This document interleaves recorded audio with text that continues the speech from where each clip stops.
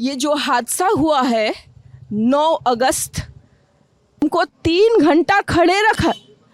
एक पेरेंट्स जिनकी बच्ची 31 इयर्स ओल्ड की ऐसी खत्म हो जाती है, उनको 3 घंटा खड़ा रखा और ये हाथ जोड़ती रही, माँ बाप हाथ जोड़ते रहे, हमें एक बार दिखाओ, हमारी बच्ची का मुंह एक बार दिखाओ। हमको नहीं दिखाया गया। दोस्तों, दिक्कत सबसे बड़ी यह है कि हमारे साथ जब तक कुछ पर्सनली नहीं हो जाता है, हम लोग फील ही नहीं करना चाहते, उसको हर चीज के प्रति इंसेसिबल होते हैं जब तक हमारे घर में किसी के साथ कुछ नहीं हो जाता है। अभी कोलकाता में डॉक्टर के साथ जो केस हुआ है, जो इंसिडेंट हुआ है, उसको हर किसी ने सुना होगा और पूरे देश ने सुना होगा और अन्य देश विदेश के लोगों ने सुना होगा। और तो और सोशल मीडिया पर तो इस समय हाहाकार मचा हुआ ही है। आज भी काफी सारे ऐसे लोग हैं जो अपनी आंखें बंद करे हुए हैं। उसके लिए उनको ऐसा लगता है कि मैं तो एक आम आदमी हूँ, मैं कर ही क्या सकता हूँ इसके लिए। पर अगर आम आदमी चाहे एकजुट हो जाए और लोगों में एकता हो जाए तो वो कुछ भी कर सकता है। इन लोगों को ये समझ भी नहीं आती है और आधे से ज्यादा लोग तो ऐसे हैं जो आज भी विक्टिम के ऊपर ही इल्जाम लगा देते हैं कि भाई साहब छोटे कपड़े पहनते हैं। जो लोग उनके साथ ऐसा ही होता है, रात में सेमिनार हॉल में करने क्या गई थी? सही बात है, उस लड़की की गलती है जो वो रात में सेमिनार हॉल में गई। मैं तो कहता हूँ हर उस लड़की की गलती है जो डॉक्टर बनना चाहती है या डॉक्टर बन रहे हैं। जितने भी डॉक्टर हैं ये रात में मेहनत करके 36-36 घंटे, वो सबकी गलती है क्योंकि हम लोग लायक ही नहीं हैं उनकी सर्विस के। हम जितने ही अनग्रेटफुल हैं, हम लोग, हमको बिल्कुल जरूरत ही नहीं है उनको कि वो हमें कुछ ऐसी सर्विस दें। क्योंकि जब हम लोग की हालत खराब होती है, हम लोगों के घर में किसी को परेशानी होती है, हम उनके पास जाते हैं, उनके अंदर भगवान देखते हैं, उनके सामने हाथ जोड़ते हैं, आंखों में आंसू लेके खड़े होते हैं कि बचा लो, इनका कुछ कर दो। और फिर वो लोग हमारी वहाँ हेल्प करते हैं।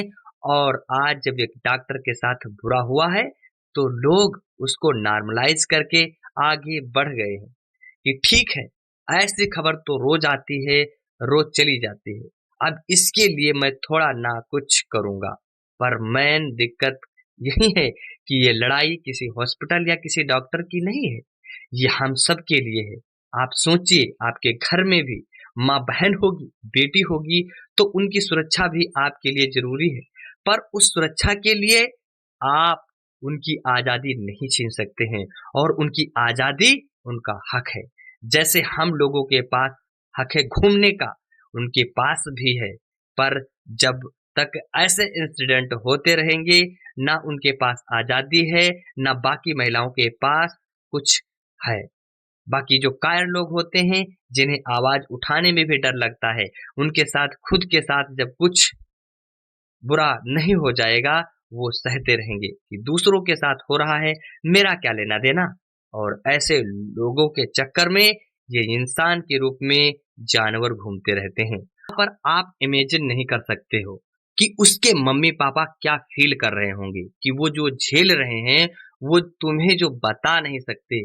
और सोचने की बात ये है कि इतना नॉर्मल सी चीज है कि अगर किसी नॉर्मल इंसान के अराउंड ये सब हुआ होता, किसी नॉर्मल इंसान ने ये सब किया होता, जिसके कनेक्शन नहीं होते बड़े बड़े, तो ना वहां पे सबूत मिटाए गए होते, ना वहां पे उस रेप मर्डर को सुसाइड का नाम दिया गया होता, और ना एक कॉलेज के आउट ऑफ नोवेयर रिन्यूएशन चालू हो गए होते, क्योंकि उन्हें पूरे के पूरे सबूत मिटाने हैं और प्रूफ के अकॉर्डिंग सबको पता लग चुका है कि कम से कम 8 या 10 अपराधी थे जो इस केस में इन्वॉल्व थे।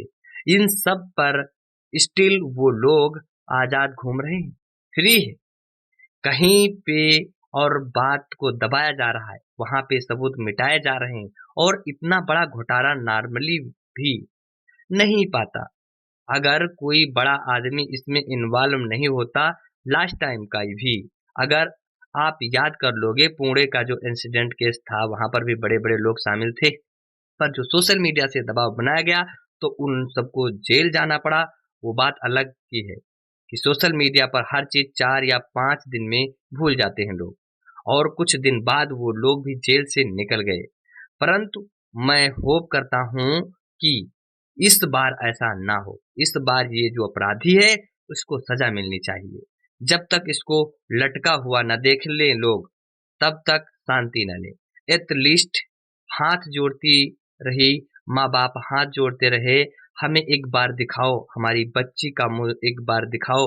हमको नहीं दिखाया गया, क्योंकि आप इमेजिन भी नहीं कर सकते हैं कि उसके मम्मी पापा को कैसा फील हुआ होगा जब उन्होंने अपनी बेटी को ऐसी हालत में देखी होगी अपनी आंखों के सामने। और सोचने की बात यह है कि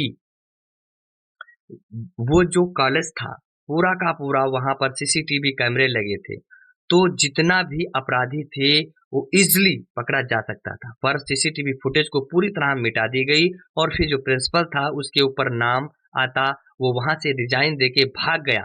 अपना उसने पल्ला छुड़ा लिया, और उसने तुरंत बाद इतना बढ़िया कोइंसिडेंट होता है कि उसको दूसरे कॉलेज में जॉब भी मिल गई।